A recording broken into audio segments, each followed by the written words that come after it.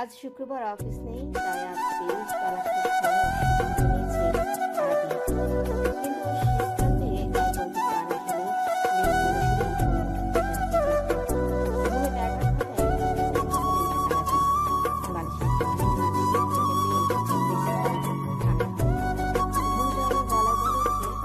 আসসালামু আলাইকুম। কে?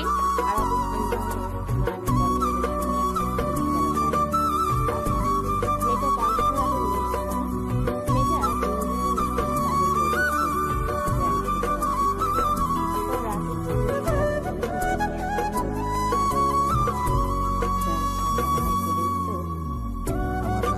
কেড়ে নিয়ে ম্যাডামের বুঝি খুব সুন্দর ঘুম হচ্ছে। জানে কণ্ঠস্বর শুনে মন থেকে উঠে বসে আরবি বলে বিছানায় হাত ধরে সত্যিই পাশ দিল আরবি। ব্যথায় মৃদু আওয়াজ শুনে জান ফোনের অবস্থাতে কি হলো? হ্যালো আরবি, কি হয়েছে তোমার? আরবি কিছু না, ওই একটু ব্যথা পেয়েছি। আর ব্যথা পেয়েছে শুনে জানের মুখটা অজানা আতঙ্কে উঠে তুলল। বেশি ব্যথা পেয়েছো? আমি কি আসবো তোমাকে দেখতে? জানের ছেলে কথায় না তাই এই লোকটা আরে ভাই, একটুখানি বাড়ি খেয়েছি, মাথায় ব্যাস, এত সিরিয়াস কিছু না। আরবি ভাই ডাকাটা মোটেও পছন্দ না জানে। দ্রুত ছুটে গেল ও দ্রুত Don't call me ভাই, I hate it when you call me ভাই। আরবি জানে এমন কথা চুপ করে গেল। তারপর বলে ওটা তো এমনি কথায় কথা বললাম। তো একদিন কথা বলছে আমাকে জান বলে তো ডাকতে পারো, তাই না? আরবি চুপ করে রইল। সে কখনো জানতে তার নাম ধরে ডাকতে পারে কি? লোকের নাম নিয়েও কেন যেন ওর গলা শুকিয়ে যায়। এদিকে আরবিকে চুপ থাকতে দেখে জান ফের বলল, কি হলো? ডাকবে না? আমি পারবো না। কেন পারবে না? Just try once. বললাম তো পারবো না। জান শীতল কণ্ঠে বলে উঠল, আমি না জানবো বিয়ের পর তুমি আমার নাম না ডেকে কিভাবে থাকো? আমাকে নাম ধরে ডাকতে তো তোমাকে হবেই, sweetheart। জানের কণ্ঠে সুইটহার্ট শব্দ শুনে আরবি মাঝে মাঝে লোকটা এমন সব নামে ডাকে যে আরবি সেটা অনেক সময় লাগে। এত সকাল সকাল কি জন্য কল দিয়েছেন এখন সেটা বলুন।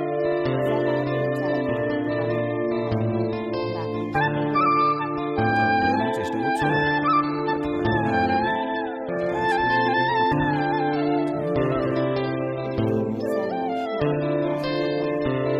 আমাকে সবাই দেখলে ভাবে আমি কিচ্ছু বুঝি না, কিচ্ছু জানি না। But they don't know that it's not so easy to hide something from Safwan and Shahwat. তারা যদি চলে ডালে ডালে, আমি চলি পাতায় পাতায়। শুধু সময়ের অপেক্ষা করছি সবটা সামনে আনার জন্য। আপনি কি বলছেন আমি কিছু বুঝলাম না। আরবি, আজ ফ্রি আছো? হ্যাঁ, কেন হঠাৎ এই প্রশ্ন? আজ ডিনারে যাবে আমার সাথে? তোমার ননদ মানে আমার ছোট বোন, সেদিন ওর এক্সাম থাকায় তোমার সাথে দেখা করতে পারেনি। তাই আমি ভাবলাম আজ ফ্রি আছে, তোমাদের ডিনারে নিয়ে যাই। এই সুযোগে ননদ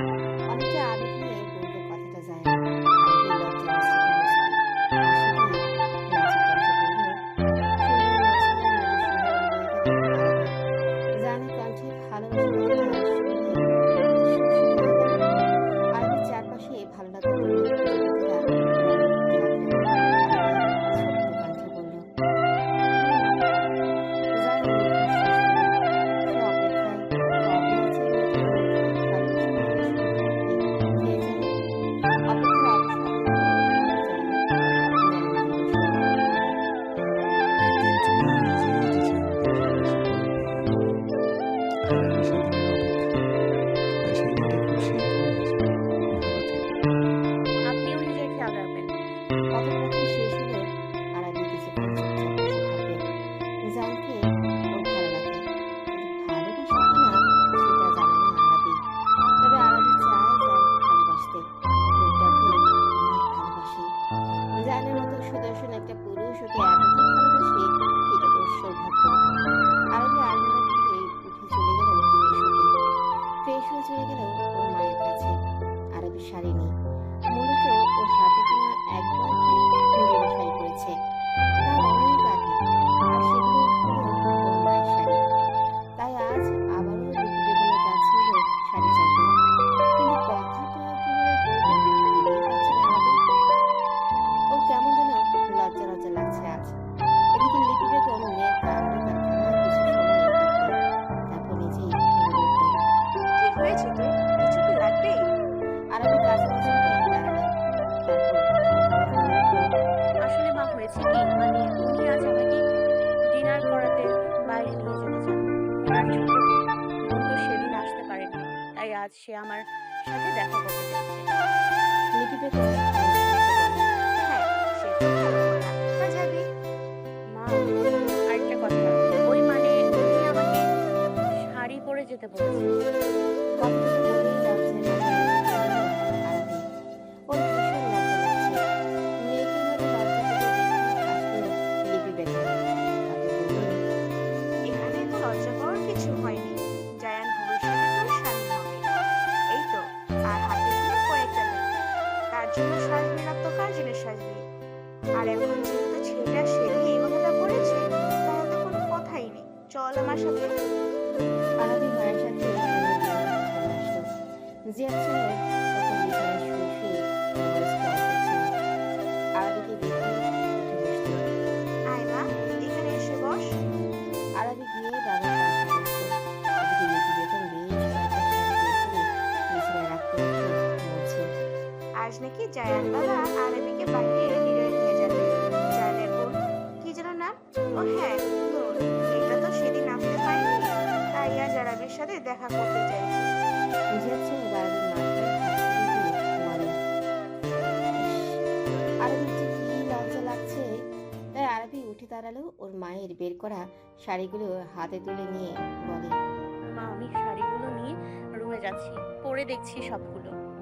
আরবি মুহূর্তে স্থান ত্যাগ করলো। এদিকে লিপি বেগম আর জিহাদ সাহেব মেঝে এত লজ্জা পাচ্ছে সেটা বুঝতে পেরে হাসলেন। কনফিউজড হয়ে বসে আছে আরবি। ওর মা পরে ওটা শাড়ি বের করে দিয়েছে, কিন্তু আরবি সিদ্ধান্ত নিতে পারছে না কোনটা পরবে। দ্বিধাদ্বন্দ্বে ফুটে থাকা আরবির মাথায় চট করে একটা বুদ্ধি আসলো। তারপর ঝটপট সেখান থেকে একে একে সবগুলো শাড়ি পরে ছুঁয়ে দিল। তারপর সেন্ড করে দিল জানের কাছে। এদিকে জান ব্রেকফাস্ট করছিল।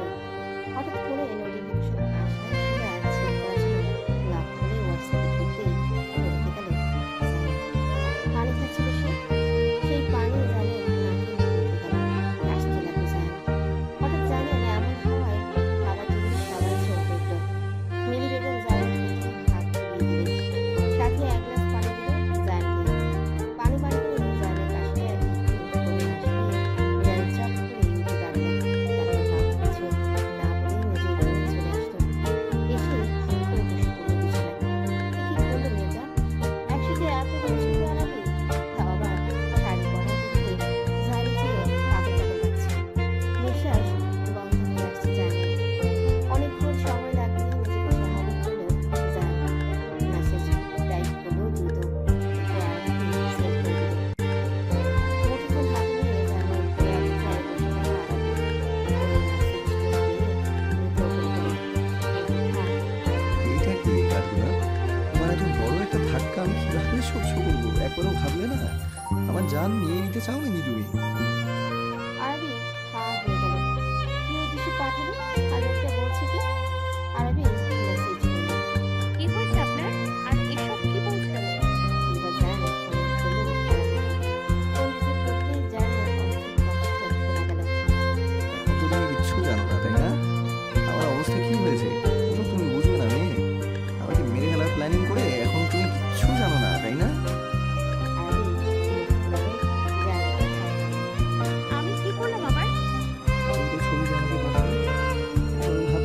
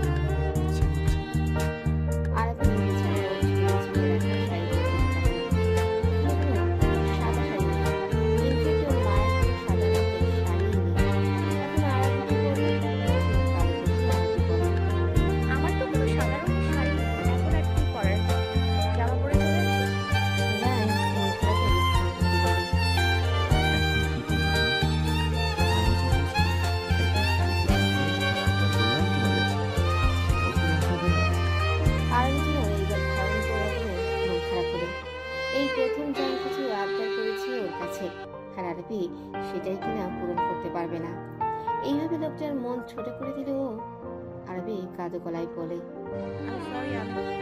আমি সরি, কিন্তু কিছু করার নেই। আসলেই কিছু করার নেই। থাক, মন খারাপ করো না। এখন যাও, গিয়ে তোমার বাসার নিচে নামো তো একটু। হঠাৎ বাসার নিচে নামার কথা বলায় আরবি ভুরকুচকে আসে। প্রশ্ন করে, বাসার নিচে কেন নামবো? জাস্ট কাম না। ওকে। রাখছি। আরবি ফোন রাখলো। তারপর মাকে বলে বাসার নিচে নামলো। গেটের বাইরে এসে দাঁড়ালো। লেগুরের মতো দাঁড়িয়ে আরবি। এই লোককে এখানে কেন আসতে বললো? আরবি আর 5 মিনিট অপেক্ষা করল। তারপর বিরক্ত হয়ে যেই না বাসায় ফিরে যাওয়ার জন্য পা বাড়াবে, তখনই একটা বাইক এসে থামলো আরবির সামনে। বাইক থেকে নেমে লোকটা আরবির কাছে এসে একটা প্যাকেট ধরিয়ে দিয়ে বলে, ম্যাম, এটা জ্যাম স্যার পাঠিয়েছেন। আরবি ভ্রু কুঁচকালো। এই লোক আবার কি পাঠালো ওকে? আরবি কিছু বলল না, চুপচাপ প্যাকেটটা হাতে নিল। তারপর সৌজন্যতার জন্য বলল, বাসায় আসুন ভাইয়া। না ম্যাম, আমার একটু কাজ আছে। ইনশাআল্লাহ অন্য একদিন আসবো।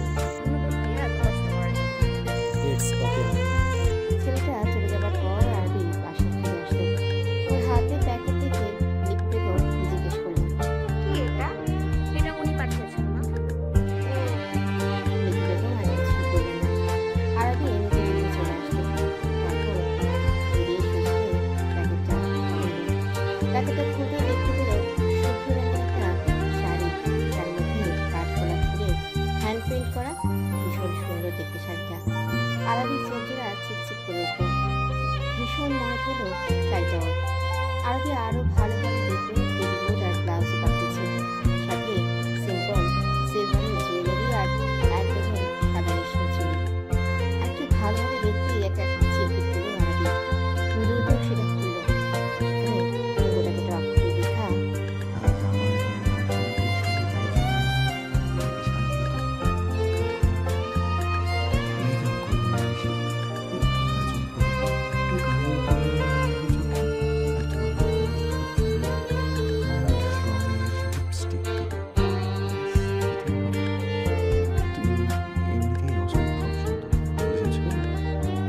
আরবি চিরকুটটা পড়ে মুচকি হাসল। এই লোকটাও না। আরবি জানকে ছোট্ট করে ধন্যবাদ লিখে পাঠিয়ে দিল।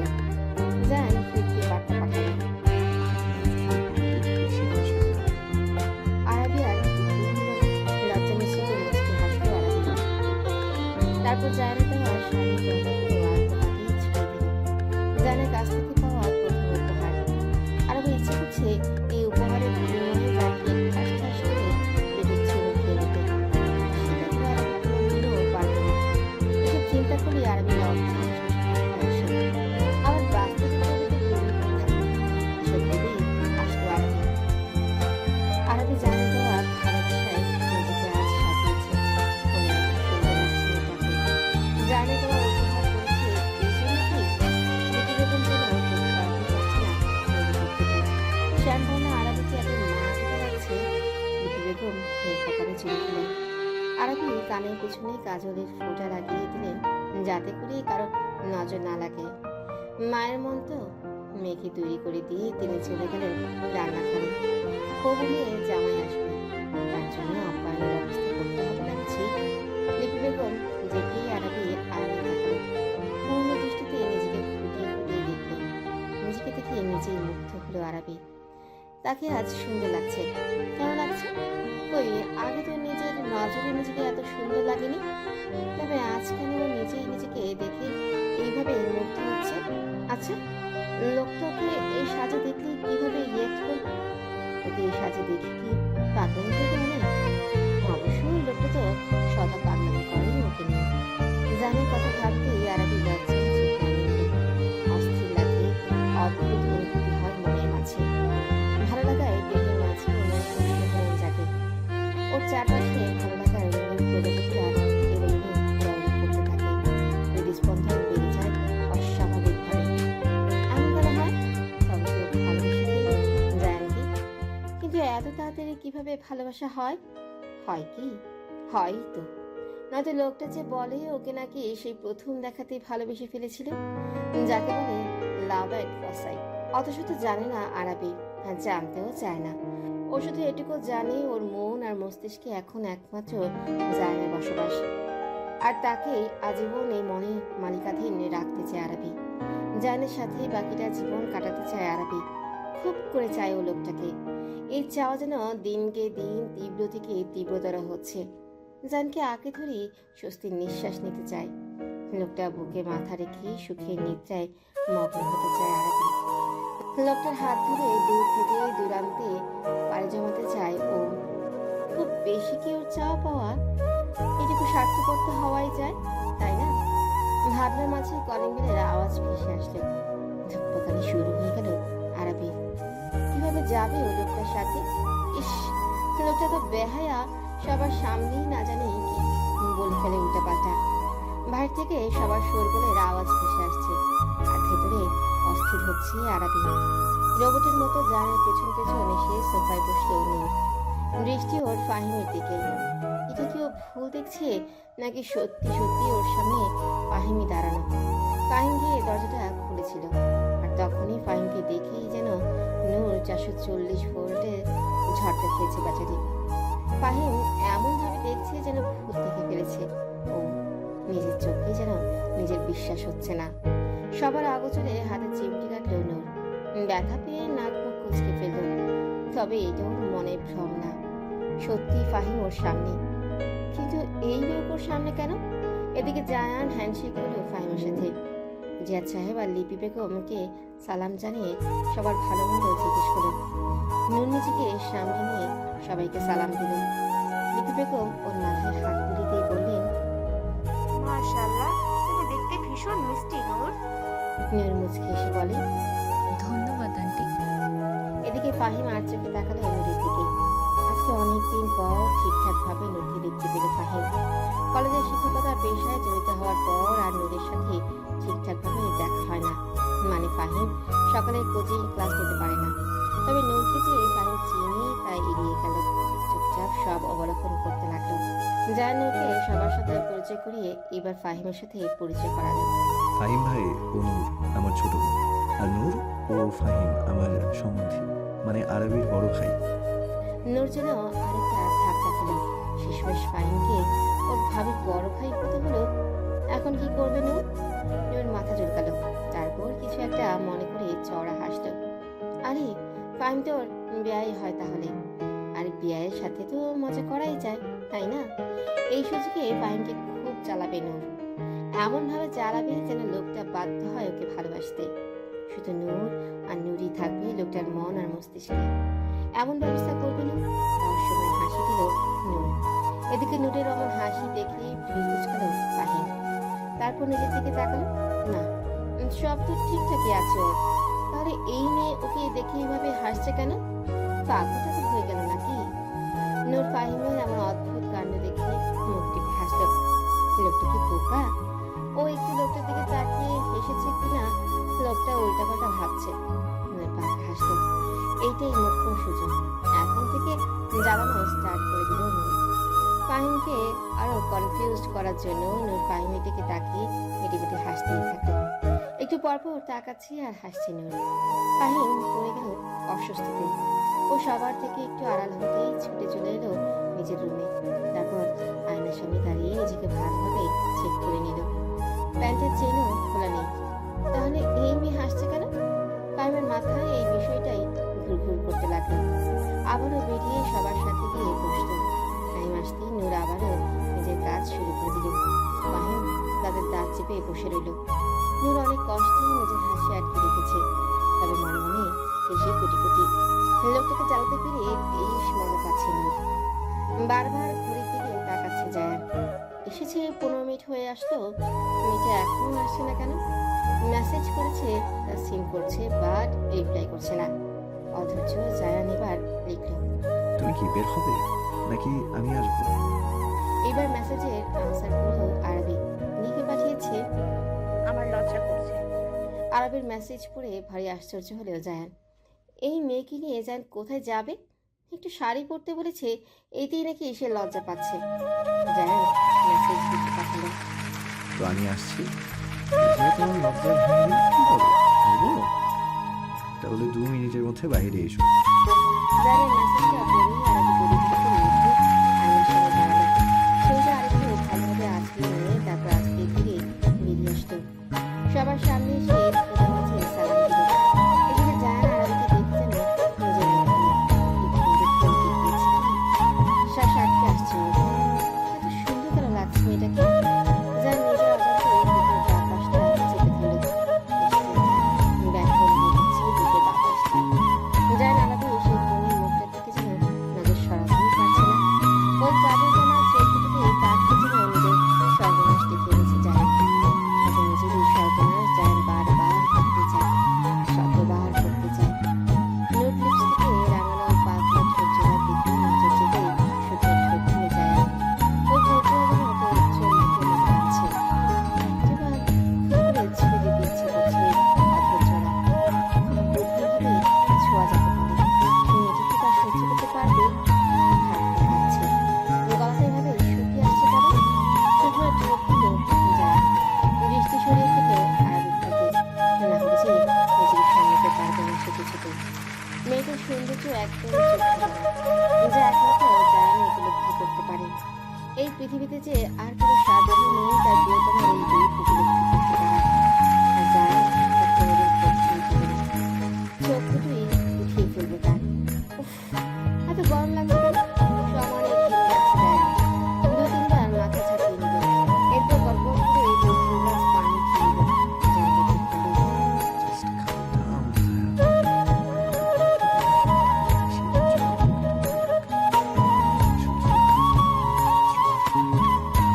কিন্তু মন খেতে মানে এই জল পড়া নিয়ে জায়ান কি করবে? এখান থেকে এখন যেতে হবে। তাই জায়ান সবার উদ্দেশ্যে বলল। এখন তাহলে যাওয়া যাক, তাহলে দেরি হয়ে যাবে। সবাই সম্মতি দিল। তাহির বলল, জায়ান বলল, ফাহিম ভাই, তুমিও চলো আমাদের সাথে, বাসাতেই তো আছো। তাহির এসে বলল,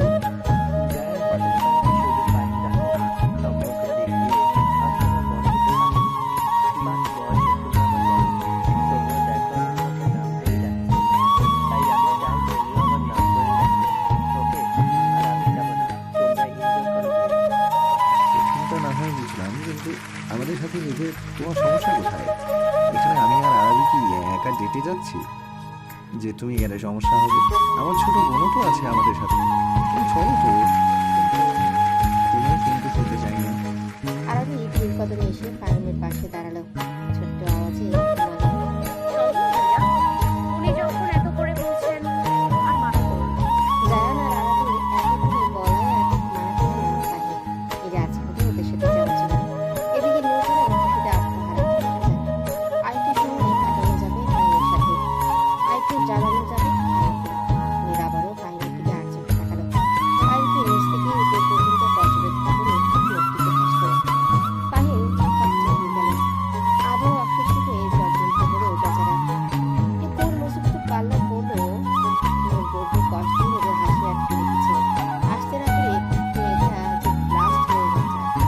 কিন্তু তোমার জাহাজ থেকে বিদায় নিয়ে তারা বেরিয়ে পড়ে। গ্রাউন্ড ফ্লোরে আসতে ফাহিম আর নূর আগে আগে চলে এলো।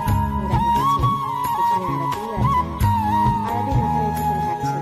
একটু পরপর আর চোখে তাকাচ্ছে জায়ানের দিকে। জায়ান ঝুঁঝো সাদা পাঞ্জাবি আর পায়জামা পরেছে। শুভ্র রং গায়ে জড়ানোতে লোকটাকে স্নিগ্ধ লাগছে। হাতের কোনোই অব্দি পাঞ্জাবির হাতাগুলো ফোটানো। ফর্সা হাতে ওই কালো রঙগুলো দেখতে বেশ আকর্ষণীয় লাগছে। সুঠাম ফেটানো দেখে পাঞ্জাবিটা যেন আটসাট হয়ে লেগে আছে। বাহুগুলো মাংসপেশিগুলো লেগে আছে। পাঞ্জাবির উপর দিয়ে স্পষ্ট বোঝা যাচ্ছে। আরাবি শূন্য ঠোঁট দিল, এই লোকটা তো সুন্দর কেন? আরাবি শুধু তাকিয়ে থাকতে ইচ্ছে করে মানুষটার দিকে। আচ্ছা, ওকে কেমন লাগছে সেটা তো লোকটা বললো না। ওর খুব করে ইচ্ছে করছে লোকটাকে কিছু বলুক। ও একটুখানি প্রশংসা করে, কিন্তু এইরকম কেমন মুখ বন্ধ করে আছে কেন? আরাবি ধৈর্য হারা হলো। লজ্জা শরম এক সাইডে রেখে নিজেই প্রশ্ন করলো। ইয়ে মানে শুনছেন? বলো। আরাবি সময় নিল। তারপর ধীর আওয়াজে বলে, আমাকে কেমন লাগছে সেটা বললেন না? আরাবি জায়ানের সাথে তাল মিলিয়ে হাঁটছে। যার ফলে ওর কুচি এলোমেলো হয়ে গিয়েছে। জায়ান হুট করে আরাবির সামনে বসে পড়ল।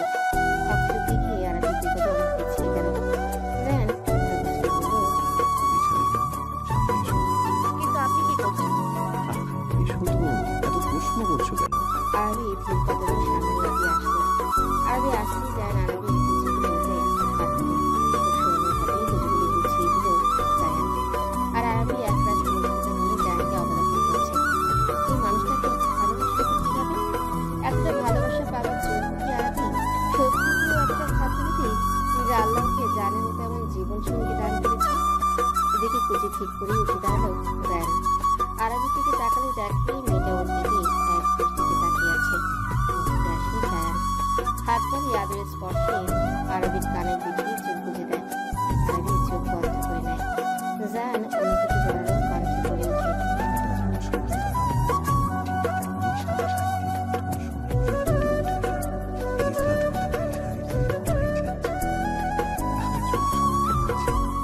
এখন তোমাকে দেখলে মনে হচ্ছে ফুলের মাঝে যেন আরেকটা ফুল, আমার কাঠগোলাপ ফুল। গ্রিন লঞ্চ রেস্টুরেন্টের সামনে গাড়ি থামলো। একে একে নেমে আসলো ফারহান, নূর, জায়ান। জায়ান নেমে আরবিকে গাড়ি থেকে নামতে সাহায্য করলো। মেয়েটা সারি সামলাতে পারে না অত একটা। জায়ান আরবির হাতটা আর ছাড়ে না। আরবি কোনো প্রকার জোরাজুরি করল না। রেস্টুরেন্টে প্রবেশ করে সূর্যের দ্বারা ছাদ চলে আসলো। খোলা আসমানের নিচে বসে আড্ডা দেওয়ার ব্যাপারটাই আলাদা।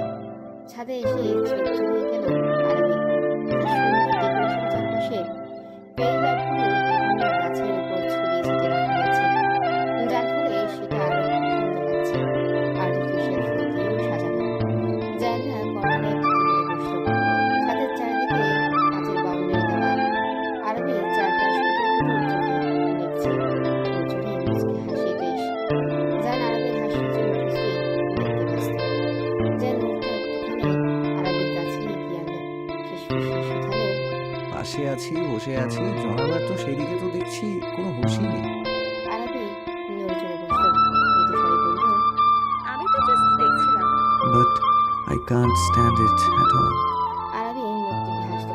এই লোকটাও না। যার মেনু কার্ডটা আরবির দিকে এগিয়ে দিল। বলল, কি খাবে বলো? আইসক্রিম। মেনু কার্ড না দেখে আরবি বলল।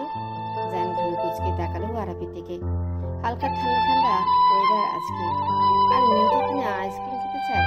সেবার ঠান্ডার কারণে কি ভয়ানক অবস্থাটা নাই হয়েছিল। ওকে সেই অবস্থায় দেখে যেন কেমন লাগছিল তা বলে বোঝানো যাবে না। যার মেনু কার্ডটা আবার বাড়িয়ে দিল আরবির দিকে। গম্ভীর মুখে বলে, আইসক্রিম খাওয়া যাবে না, অন্য কিছু অর্ডার করো। আরবি মুখ ফেরালো জানের কথায়। এই ঠান্ডা ওয়েদারে তার আইসক্রিম খেতে অনেক ভালো লাগে। আর লোকটা নাকি ওকে বারণ করছে খেতে। কিন্তু আমার যে আইসক্রিম খেতে ইচ্ছে করছে, আমি আইসক্রিম না খেতে পারলে কিছুই খাবো না। আরবি অভিমানে মুখ ঘুরিয়ে নিল। জান লম্বা শ্বাস ফেলল। এই মেয়েটাকে নিয়ে আর পারা যায় না। কারণ বাচ্চাদের মতো জেদ ধরেছে। জান হার মানল। আরবিকে উদ্দেশ্য করে বলল, আইসক্রিমই বাট শুধু অল্প, ছোট সাইজের একটা নেবে। তোমার ঠান্ডা সমস্যা আছে আরবি। আরবি আর দ্বিমত করল না। লোকে বলে না, নাই মামা থেকে কানা মামা ভালো। জান কফি অর্ডার করল। নূর নিল পাস্তা আর ফাহিম কোল্ড কফি। ওরা খাবারটাও এনজয় করছে, সাথে আবার টুকিটাকি কথা বলছে। এভাবে কথার এক পর্যায়ে নূরের চোখ এক জায়গায় চলে যায়। ওদের থেকে দু টেবিল দূরে ইফতিকে দেখে অবাক হলো নূর। আমি ইফতিকে কি করছে? নূর আরেকটু ভালোভাবে তাকালো। সাথে একটা মেয়েও আছে। এই ইফতিকে ওদের সাথে আসার জন্য অনেক সেধেছে জায়ান আর নূর। কিন্তু একটু যাবে না, সাফ মানা করে দিয়েছে। ছুটির দিন সে বাড়িতে বিশ্রাম নেবে জানিয়ে দেয়। কিন্তু এখন নূর বুঝতে পারছে ইফতি মিথ্যে বলার কারণ। তবে এই ছিল ইফতির মানে? নূর শয়তানি হাসি দিল। আজ তো হাতে নাতে ধরবে ইফতিকে। এই মেয়েটা ওকে বহুত জ্বালায়। মানে ইফতি আর নূরের সম্পর্ক সাবধান নেই। দুজন সারাক্ষণ ঝগড়া করে।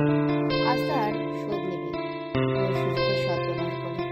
এমন ভান করলো যেন ও ইফতিকে এখনই দেখছে। অবাক কণ্ঠে বলে উঠল, জান ভাইয়া, ও দেখো, ইফতি ভাইয়াকে দেখা যাচ্ছে। ও নাকি ভান ধরলো ও আমাদের সাথে আসবে না। ও রেস্ট নেবে বাসাতে। কিন্তু ওটা ছিল বাহানা। দেখো, ও জানি অন্যের সাথে ডেটে এসেছে। জায়ান আর আরবি চট করে তাকালো নূরের ইঙ্গিতকৃত স্থানে। আর ফাহিম আগামাথা না বুঝে চুপচাপ বসে আছে। আরবি ভালোভাবে তাকিয়ে খেয়াল করলো ইফতির সাথে মেয়েটা আর কেউ না, ওটা আলিফা। আরবি হা হয়ে গেল। এই মেয়ে ইফতির সাথে কি করছে? যার আরবি হা ওর হাত দ্বারা বন্ধ করে দিল। আরবিকে হুঁশ এলো। ও অবাক হয়ে বলে, এরা দুজন এখানে কি করে? যার আরবির হাত ধরে উঠে দাঁড়ালো। বলল, সেটা এখানে বসে থেকে তো আর জানতে পারবো না, চলো ওদের দেখেই জেনে আসি। যার আরবিকে টেনে নিয়ে চলল। পেছনে পেছনে নুরু যাওয়ার জন্য পা বাড়ালো। কিন্তু ফাহিমকে তখনই বসে থাকতে দেখে আবারও ফিরে আসলো।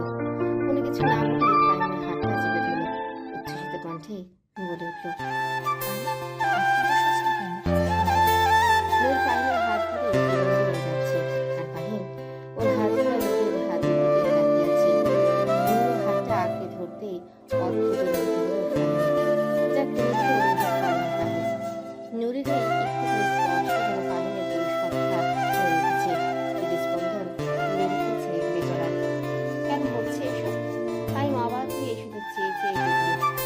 সামনে দিয়ে এগিয়ে যাওয়া ওই কনিষ্ঠ ছেলেটাকে। তোমাকে সুন্দর লাগছে আলিফা। আলিফা আজ একটা কালো রঙের ফ্লোরাল গাউন পরেছে। ইফতি যেন চোখ সরাতেই পারছে না, মেয়েটাকে অনেক সুন্দর লাগছে, তাই মনের কথাটা চেপে রাখতে পারেনি আর। ইফতির প্রশংসায় আলিফার লজ্জা লাগলো, এটা বুঝতে দিল না ইফতিকে। মুখে চিনে নিয়ে বলল, হঠাৎ এত আদিক্ষেতা কেন করা হচ্ছে শুনি? ইফতি ভ্রু কুঁচকালো, বলল, আমাকে প্রিন্সিপাল মেয়ে ভুলে যেও না, আমি তোমার বস। সেটা অফিস, এখানে না। একদম আমাকে ছেড়ে দিবেন না। ইফতি থতমত খেয়ে গেল, বলল, আচ্ছা, কাল অফিসে এসো, তখন দেখাবো মজা। বস হই আমি তোমার। আলিফা রাগী স্বরে বলল, এইসব বলার জন্য আমাকে এখানে এনেছেন? তাহলে বলবো আমি ব্যস্ত, বাড়িতে অনেক কাজ আছে আমার। ইফতি যেন ধৈর্য হারা হলো। এই মেয়ে এত বোকা কেন? ওকে নিয়ে ঘুরতে বের হওয়া, একান্তে কিছু সময় কাটাতে চাওয়া, এগুলো কিসের জন্য ও করছে সেটা কি মেয়েটা বুঝতে পারছে না? ইফতি রাগ লাগলো, তাদের দাঁত চেপে বলে, আমি কি জন্য তোমাকে এখানে এনেছি এখনো সেটা বুঝতে পারোনি? এত বোকা কেন তুমি? মানুষের সুন্দর মুখটাকে কিভাবে ভেস্তে দিতে হয় সেটা তুমি ভালো করেই জানো। আরিফা গাল ফোলালো ইফতির কথায়। আমি বোকা না, আপনি বোকা। খামোখা এখানে এনে আমার সাথে ঝগড়া করছেন। কেন এনেছেন আমাকে এখানে? Because I love you idiot. ইফতির মুখে আই লাভ ইউ শুনে থমকে গেল আলিফা, স্তব্ধ হয়ে রইল। সে আগে থেকে জানতো ইফতি ওকে ভালোবাসে। ও মেয়ে মানুষ, মেয়েদের ষষ্ঠ ইন্দ্রিয় খুবই প্রখর হয়, তারা খুব সহজেই মানুষের চোখ পড়তে পারে। ওই চোখের দিকে তাকালেই বুঝতে পারে মানুষের উদ্দেশ্য খারাপ ভালো। সেই হিসেবে আলিফাও অনেক আগে থেকে অনুভব করতে পেরেছে ইফতি ওকে ভালোবাসে। কিন্তু আজ ইফতির মুখে ভালোবাসার স্বীকারোক্তি শুনে কেমন যেন সূক্ষ্ম অনুভূতিতে আলিফার হৃদয় ছেয়ে গেল। চোখ বুঝে ফেলল আলিফা। ইফতি আবারও বলতে লাগলো, জানি না কিভাবে যেন আমি তোমায় ভালোবেসে ফেলেছি আলিফা। তাই আমি সিদ্ধান্ত নিয়েছি ভাইয়ের বিয়েটা শান্তিমতো হলেই আমি তোমাকে বিয়ে করে নেব। চট করে তাকায় আলিফা, আবেগপ্রবণ হয়ে ওঠে মুহূর্তে। কিছু বলতে গেলেই তার আগে শুনতে পায় অনেক ছড়ি কণ্ঠগলা কিছু কথা। তো তোমরা এখানে রেডি হয়েছো, আবার দুজনে মিলে বিয়ে শাদীর ব্যাপারেও কথা বলার জন্য? আলিফার সামনে তাকাতেই হা হয়ে যায়। ওর সামনে জান, আরাবি, নূর আর ফাহিম দাঁড়ানো। জান গিয়ে একটি ঘাড়ে হাত রাখলো, একটি ঘাড় ঘুরিয়ে বড় ভাইকে দেখে পুজোর পূর্ব হাসলো। জান গম্ভীর মুখে বলল, so this is how you rest. চাচ্ছু আর ছোট মাকে বিষয়টা জানাতে হয়।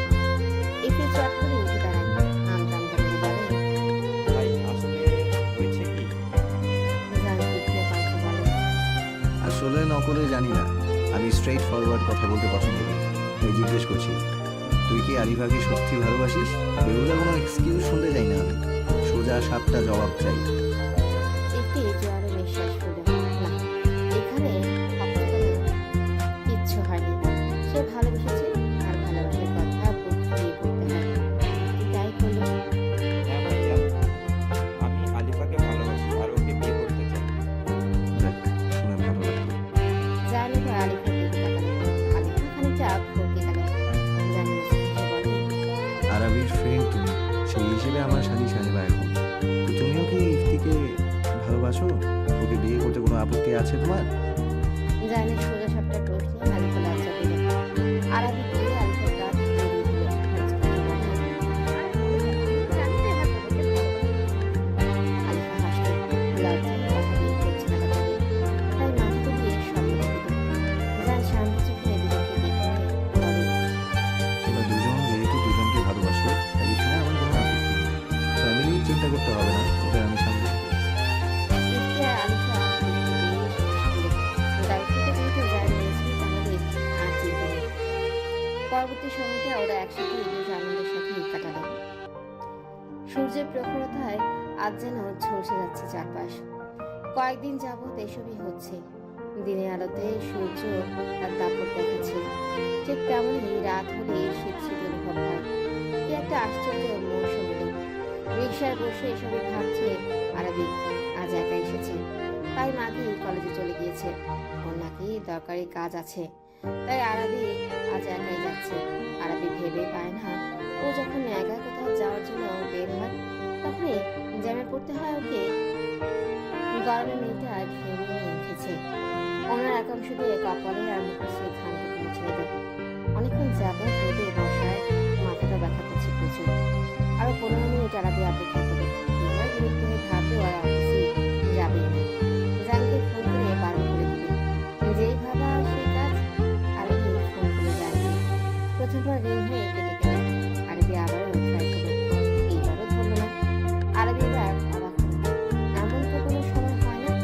আরবি কল দিলে একটা রিং পরিবর্তন করেই জানুয়ার কলটা কেটে সাথে সাথে কল ব্যাক করে।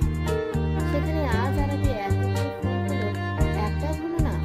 তবে কি লোকটাগুলো বিপদ হলো? অফিসে না যাওয়ার চিন্তা ভাবনা মাথা থেকে ছেড়ে ফেললো আরবি।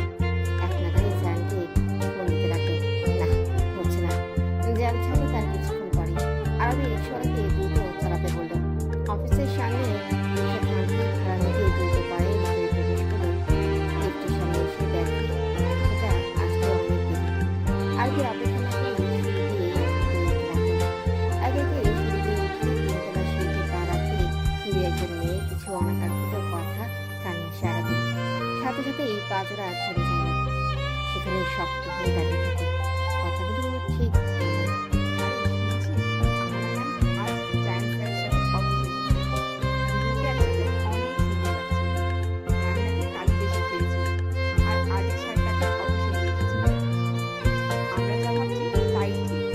স্যার আর আহনা ম্যাম বিয়ে ফিরে দুজন সেই যে অফিস সময় ঢুকেছে এখনো বের হয়নি। একটা মেয়েকে খামোখা স্যার তার আশেপাশে এইভাবে ঢুকতে দিবে? কই, আমাদের দিকে তো কোনোদিন তাকিয়েও দেখেনি স্যার। আরেকজন বলছে, আরে হ্যাঁ, সে যে পরিচিত আহনা ম্যামের এত সুন্দর, তাকে দেখে ওই কি যেন নাম আরবি, ওই মেয়েটাকে স্যার বিয়ে করবে এটা মানা যায়? আমরা তো ওই মেয়ের থেকে বহু গুণ সুন্দরী। আর ওই মেয়ে খুব কালো, স্যার কি সুন্দর। ওই মেয়ে কিছু একটা ব্যবহার করেছে স্যারের উপর, নইলে স্যার এই মেয়েকে কেন বিয়ে করতে রাজি হবে? ওই মেয়ে তো বড়লোক না, মধ্যবিত্ত ফ্যামিলি থেকে বিলং করে। বামুন হয়ে আকাশের চাঁদের দিকে হাত বাড়িয়েছে। মুখ থেকে বললে ও যে শিক্ষা পাবে। মেয়েগুলো আরো নানান কথা বলতে বলতে চলে গেল। আর ওদের বলা কথাগুলো বের করে দিত আরবি দিকে। মনে হলো সেজন্য যেন ধারাবাহিক স্মৃতি ক্রমাগত আঘাত করছে ওর হৃদয়ে। শ্বাস নিতে পারছে না আরবি। চোখেরা জলে টইটম্বুর। পরের ছাত্রটি যা গড়িয়ে দিল ওর কাঁধে। এই অপমান, এই তিরস্কার, এসবই তো ও ভয় পাচ্ছে আরবি। আর আজ সেটাই হলো। আরবি জ্যানকে অবিশ্বাস করে। লোকটা এমন কোনো কাজ করবে না ও জানে।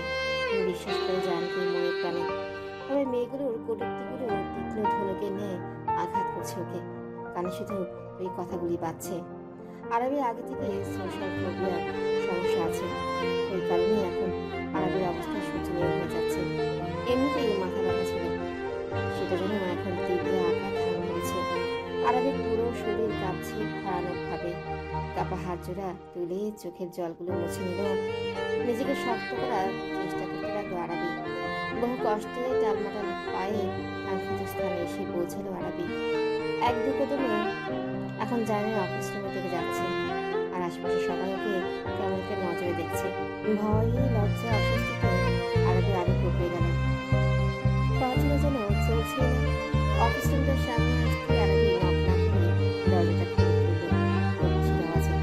কারণ জানি ওকে বারণ করেছে ওর এখানে আসতে, নক করার প্রয়োজন নেই। আরবি ভিতরে প্রবেশ করতেই দেখে জায়ান আর তার পাশে অতি সুন্দরী একটা মেয়ে দাঁড়ানো। মেয়েটার পরনে সাদা লেডিস টি শার্ট আর কালো লেগিংস।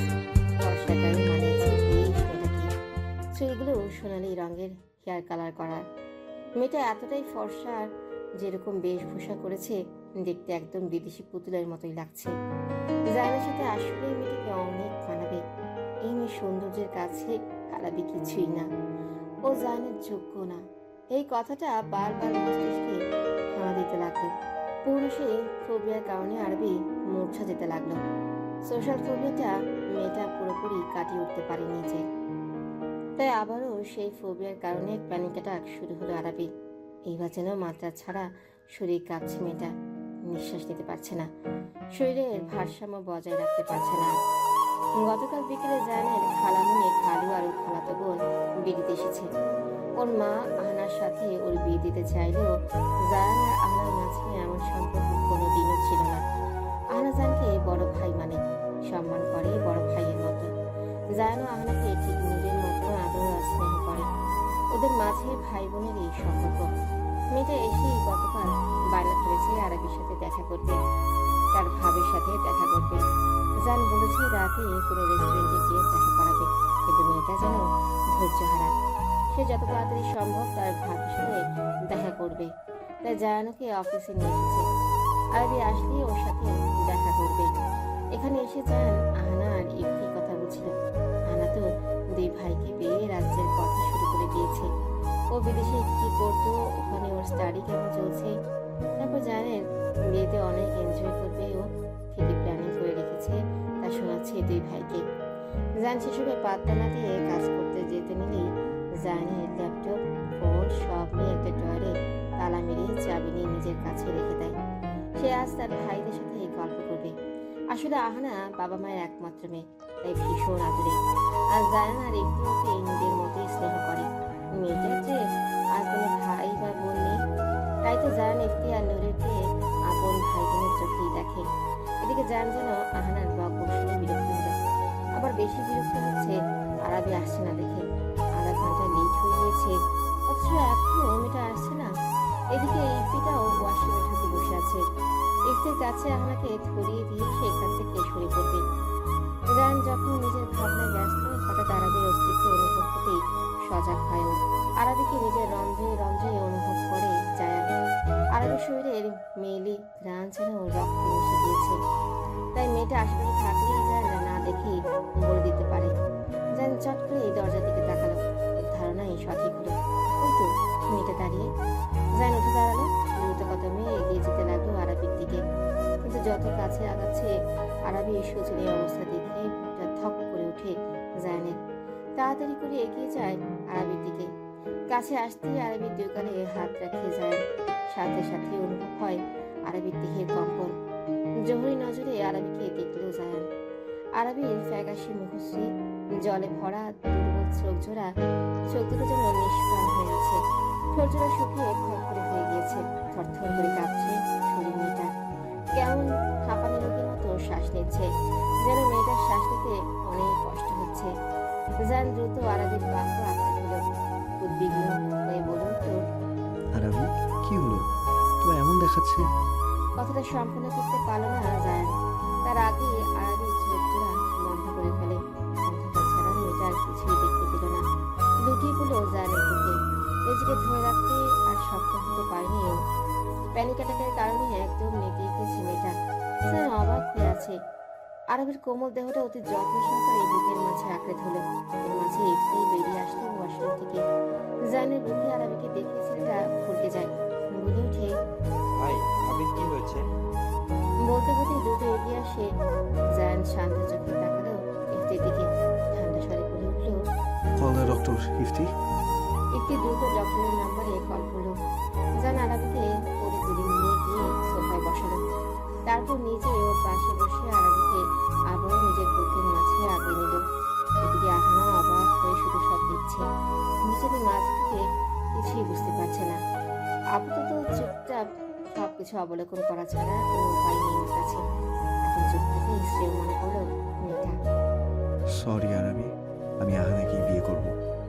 তোমাকে বিয়ে করা এখন আমার পক্ষে সম্ভব না। যতই আমি বলি তোমার গায়ের রঙে আমার কিছু যায় আসে না, কিন্তু দিন শেষে এটাই ম্যাটার করবে। সমাজ তোমাকে কটু কথা শোনাবে, তো সাথে আমাকে আর আমার ফ্যামিলি মানুষদেরও শুনতে হবে। আর তোমার ফ্যামিলি স্ট্যাটাসও আমার সাথে যায় না। মানে তুমি আমি কোনোভাবেই একে অপরের হতে পারি না। আমি এখন বুঝতে পারছি তুমি আমার মোহ ছিল, ভালোবাসা না। তুমি আমি কোনোদিনও এক হব না। ভালো থেকো আরবি। জায়ানের মুখে এসে এক একটা ডাকে বলে আরবি বিচ্ছিন্নতা মন থেকে ঝাঁকড়া করে দিল।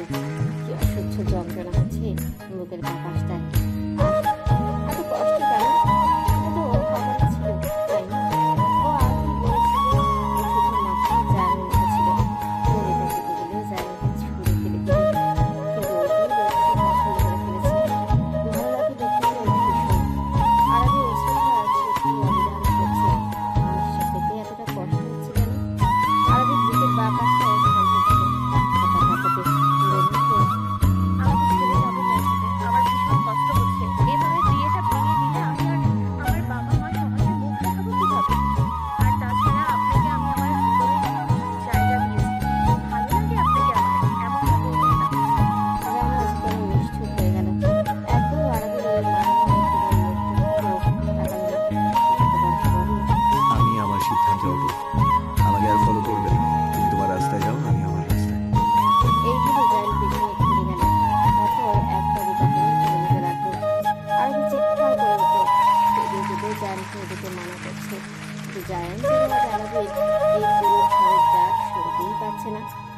তার সম্পূর্ণ অগ্রাহ্য করে জান আস্তে আস্তে প্রায় এগিয়ে গেল। আরবি হাত বাড়িয়ে ধরতে পারে না জানকে। জানকে আরবি থাপ করে বসে পড়ে চিৎকার করে বলে ওঠে, আমাকে ছেড়ে যাবেন না জায়ান, যাবেন না। আমি মরে যাচ্ছি জায়ান, এত বড় কষ্ট আমাকে দেবেন না জায়ান। আরবি চোখের জলে জানের পরিবারের সব ভিজে যাচ্ছে। আরবিকে দেখে নিয়ে সোফায় বসেছিল জান। ডক্টর এসে আরবিকে দেখতে পেয়েছিল। আরবির তালিকাটা খুঁজছিল। ডক্টর দেখে যাওয়ার পর সবাই জান আর আরবিকে একা অফিস রুমে রেখে চলে গিয়েছিল। জান আরবিকে যত্নে বুকের মাঝে আঁকড়ে নিয়ে ঘুমিয়ে গিয়েছিল।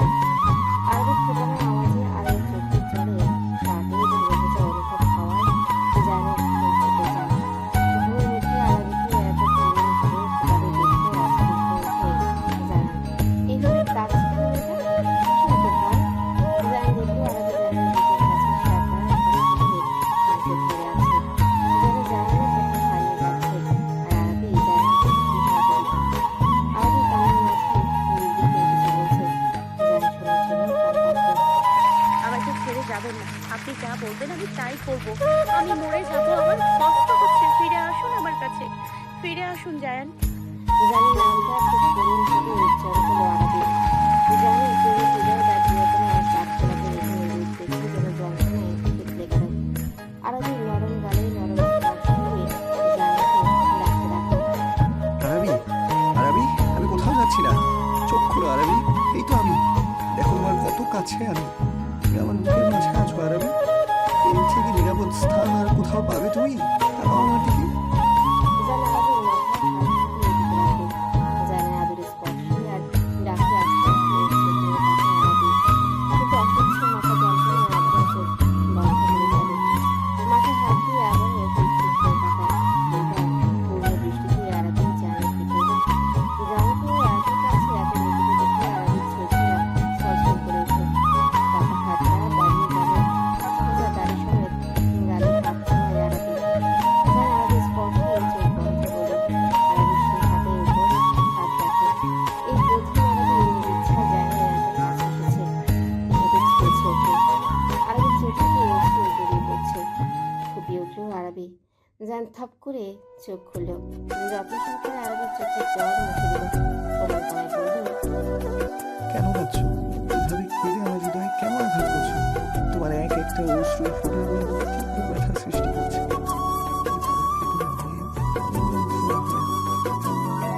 আরবি জোরে জোরে কয়েকটা শ্বাস নিল। নিজের কান্না থামানোর চেষ্টা করছে। কিছুটা স্বস্তি পেতেই ভেজা কণ্ঠে বলল, যদি কোনোদিন লোকজনদের মুখ কথায় তারা যদি তাচ্ছিল্য করে হাসাহাসি আমার কারণে আপনাকে নিয়ে, তাহলে কি আমাকে ছেড়ে দেবেন আপনি? এই বিষাক্ত কথাগুলো বলল কিভাবে আরবি? ভাবতে পারলো কিভাবে? ওর ভালোবাসা কি এতটাই ঠুনকো? সামনে লোকজনের কথায় ও আরবিকে ছেড়ে দিবে? যার জন্য ওর সম্পূর্ণ অস্তিত্ব বিরাজমান। কিভাবে ছাড়বে জায়ান? ডাকবে জায়ান। তোয়াল শক্ত হয়ে আসে। আরবির মাথায় পিছনে হাত দিয়ে আরবির চোখ থামতে ধরল। মৃদু ব্যথা দিল আরবি। তবে শব্দ কিছু না কোনো প্রকার। জায়ান দাঁতের দাঁত চিপিয়ে বলে, সাহস কিভাবে হলো তোর? কিভাবে ভাবতে পারলি তুই এসব? আমাকে ভালোবাসিস না ঠিক আছে, সেটা আমি মেনে নিলাম। কিন্তু এসব উল্টাপাল্টা চিন্তা ভাবনা করে অ্যাটলিস্ট আমার ভালোবাসাকে ঠুনকো মনে করে তাকে অপমান করিস না। আমি একবার না বহুবার বলেছি, আমি তোর গায়ের রং দেখে তোকে ভালোবাসিনি। Your skin color doesn't matter to me. এই একটা কথা কেন বুঝিস না? তোর কি দেখে আমি তোকে ভালোবেসেছি তা আমি নিজেও জানি না। শুধু এইটুকু জানি আমি তোকে ভালোবাসি। বুঝেছিস? জান ছেড়ে দিল আরবিকে। তারপর সোফা থেকে উঠে দাঁড়ালো। নিজের রাগটা নিয়ন্ত্রণ করতে পারছে না কিছুতেই। জানে কেমন একপাশে দেয়াল সম্পূর্ণ কাছে, যেখান থেকে বাইরের সব কিছু দেখা যায়। জান সেখানে গিয়ে দাঁড়ালো। রাগ কন্ট্রোল করতে না পেরে শেষমেশ ধূপধাপ করে একের পর এক ঘুষি শুয়ে দেয়ালে দিতে লাগলো। আরবি হতভম্ব। রাগটা জানকে কখনো দেখেনি আরবি। এটা আগে প্রথম। হয়তো হলো আরবি। এটা যখন দেখলো জানের হাত থেকে রক্ত বেরোচ্ছে, দ্রুত ছুটে এলো জানের কাছে। জান আবার একটা খুশি মারতে যাবে তার আগে আরবি হুট করে জানকে পেছন থেকে জড়িয়ে ধরে। জানের হাতটা সাথে সাথে থেমে যায়। আরবি ভাঙা কণ্ঠে বলে, এমন করবেন না, থেমে যান, আপনার হাত থেকে রক্ত ঝরছে।